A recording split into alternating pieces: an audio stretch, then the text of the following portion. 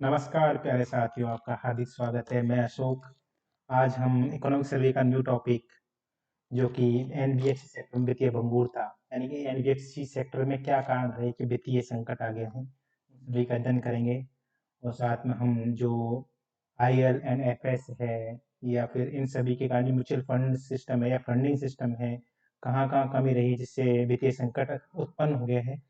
और हम bank run roll over crisis है या फिर शैडो बैंकिंग है, शैडो बैंकिंग के क्या कार्य क्षेत्र हैं और कहाँ शैडो बैंकिंग से कमी रह गई या फिर शैडो बैंकिंग के कार्य में कहाँ कमी रह गई जिससे कि ये एनबीएफसी संकट का कारण बन गया है। तो इन सभी का अध्ययन करेंगे। साथ में हम दीवान हाउसिंग फाइनेंस कंपनी है वो भुगतान में कैसे चूक हुई है, उससे इन सभी विषय वस्तुओं का अध्ययन करेंगे दोस्तों। उससे पहले हाँ, टॉपिक को यहाँ से समझें कि हम इकोनॉमिक सर्वे में जैसे शैडो बैंकिंग इन सेक्टरों का आप जैसे कुछ है टॉपिक उनको आप अध्ययन कर लेंगे तो इससे आपकी इस टॉपिक की समझ काफ़ी बेहतरीन होगी और आप ये इकोनॉमिक सर्वे का जो लेसन है इसको आप बखूबी तरीके से समझ पाएंगे। दोस्तों जैसे कि इकोनॉमिक सर्वे 2019-20 का लेसन 9वां है जिसमें शैडो बैंकिंग के बारे में है। तो शैडो बैंकिंग जैसे मैं आपको बता दूं कि इसका रेगुलेशन काफ़ी ढीला होता है, यानी कि काफ़ी लाइटली रेगुलेशन होता है, जिसकी वजह से इसमें स्कैम है, घोटाले हैं, ऐसा होना लाजमी है। यानी कि आराम से शैडो बैंकिंग में ये स्कैम घोटाले हो जाते हैं जिससे ये वित्तीय संकट का कारण बनता है। फ्रेंड्स, इसकी जो एक्टिविटी है जो और मार्केट स्केल है, कॉन्ट्रैक्ट है, इंस्टीट्यूशन है, इन सभी संस्थाएं हैं, ये सारी संस्थाएं हैं जो जो आउटसाइड ट्रेडिशनल बैंकिंग सिस्टम है उसको पूरी तरीके से या पार्शियली ऑपरेट करते हैं।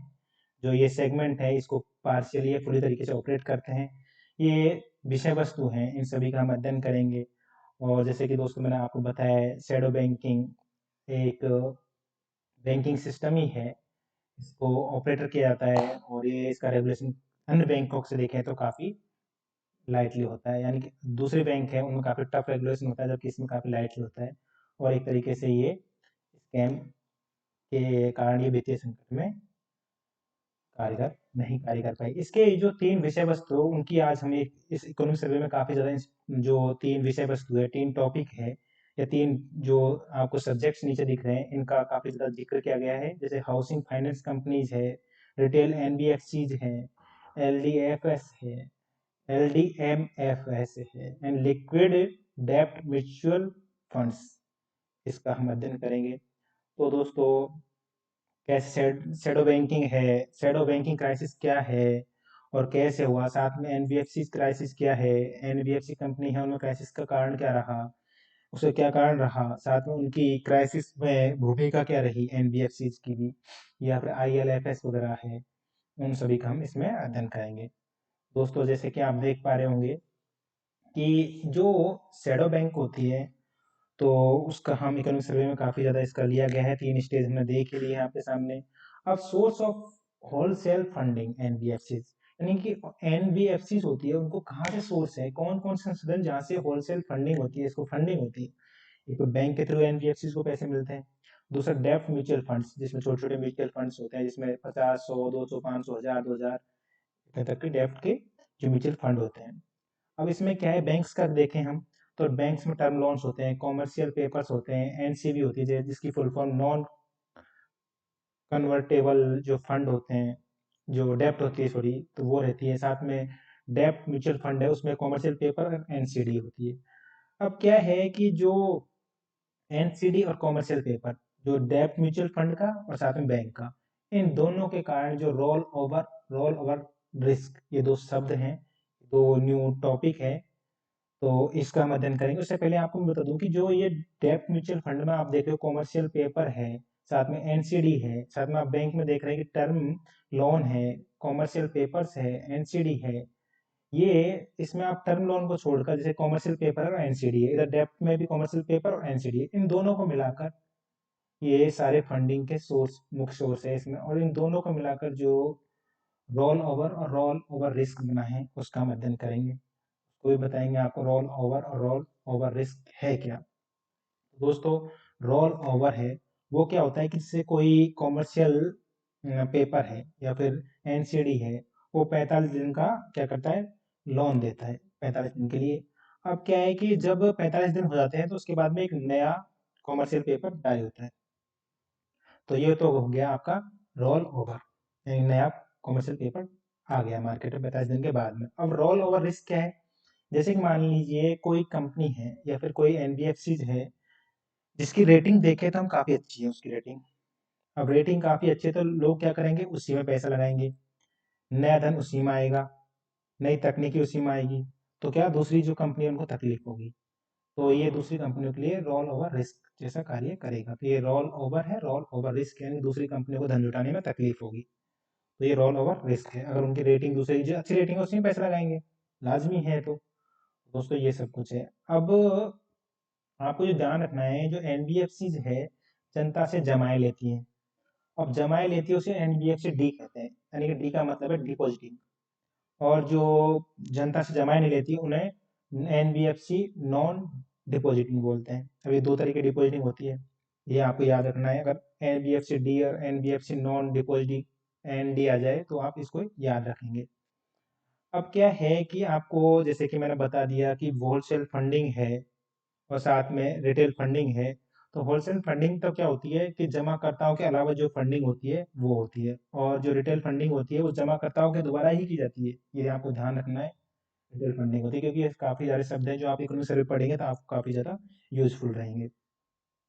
अब क्या है कि जो आपने जैसे कि पढ़ा था डिवेंचर, मैंने शायद सॉरी एनसीडी नॉन कॉमर्शियल, अभी जो कन्वर्टेबल डिवेंचर है ये फुल फॉर्म इसकी, और जो कॉमर्शियल पेपर है ये अनसिक्योर्ड होते हैं, जैसे कि असुरक्षित होते हैं। आपसे पूछ भी सकते हैं कि काफ़ी ज़्यादा न्यूज़ में रहा था, आप कॉमर्शियल पेपर के बारे में ध्यान रखना, क्योंकि ये काफ़ी ज़्यादा असुरक्षित होते हैं।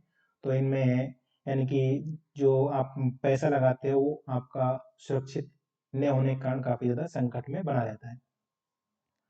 अब ये सारे फंडिंग के सोर्स है, ये भी आपको याद रखना है जो मैंने बैंक डेप्ट म्यूचुअल फंड में बताए। तो फ्रेंड्स, तो अब ये फंडिंग सोर्स है तो इनको ध्यान रखना है। अब एलटीआरओ जो आज न्यूज़ में काफ़ी ज़्यादा बना हुआ है, अभी प्रेजेंट में भी काफ़ी ज़्यादा बना हुआ है, क्योंकि एलटीआरओ एक लॉन्ग टर्म रेपो ऑपरेशन है। उसी प्रकार से टीएलटीआरओ है, targeted long term repo operation है।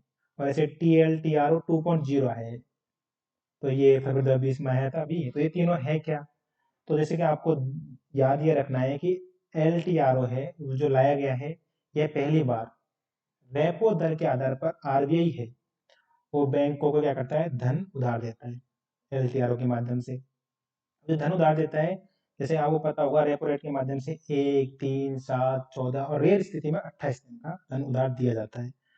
पर इसमें क्या है कि जो आरबीआई है पहली बार एलटीआरओ के माध्यम से जो ऑपरेशन चला रहा है, उसमें क्या कर रहा है कि जो उधार है 1 से 3 साल के लिए 1 लाख करोड़ रुपए का उधार एलटीआरओ के माध्यम से दे रहा है।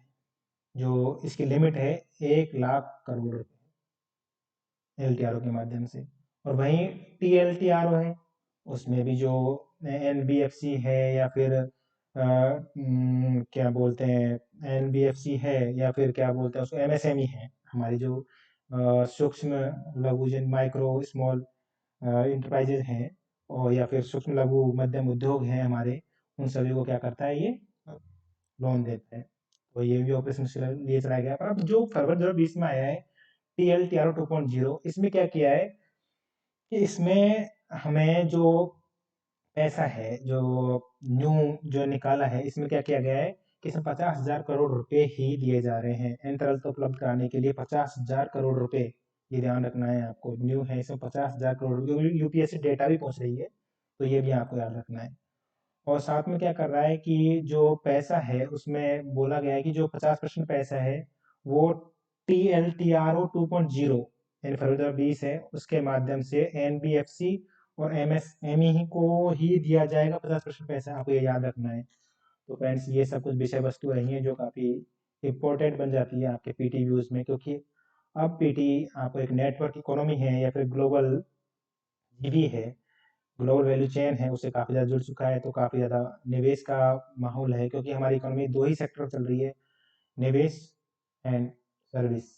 इसमें इंफ्रास्ट्रक्चर भी काफ़ी विषय वस्तु पूर्ण भूमिका निभाता है।